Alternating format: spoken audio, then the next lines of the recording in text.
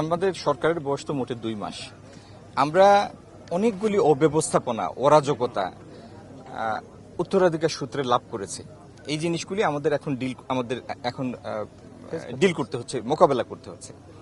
বাংলাদেশের সব থেকে বড় যে সমস্যা সেটি হলো এখানকার বিদ্যুৎ উৎপাদন এখনো মূলত গ্যাস নির্ভর, কিন্তু গ্যাসের চাহিদার মাত্র 1700 MMCFD আমাদের দেশীয় গ্যাস ক্ষেত্র থেকে আসে, আর 900 MMCFD আমরা LNG বাইরে থেকে আমদানি করি, কিন্তু তারপরেও আমাদের চাহিদা থেকে যায় আরো 1000 MMCFD।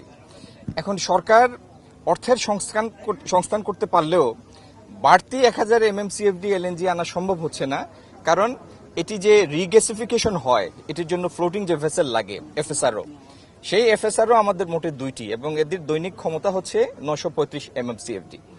আমরা ল্যান্ড বেসড FSRO এবং অফশোর FSRO আরো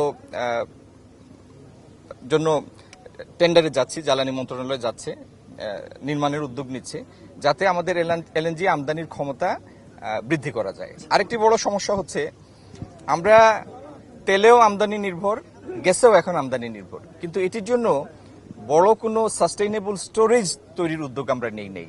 এই সরকার এই অব্যবস্থাপনা, এই অরাজকতা বা বিভিন্ন বৈশ্বিক পরিস্থিতির কারণে যে সারা দেশ জিম্মি হয়ে পড়ে, এই জিম্মি দশা থেকে দেশকে মুক্ত করার জন্য জ্বালানি মন্ত্রণালয় অগ্রাধিকার ভিত্তিতে ইনশাল্লাহ স্টোরেজ ফ্যাসিলিটি নির্মাণের উদ্যোগ নেবে।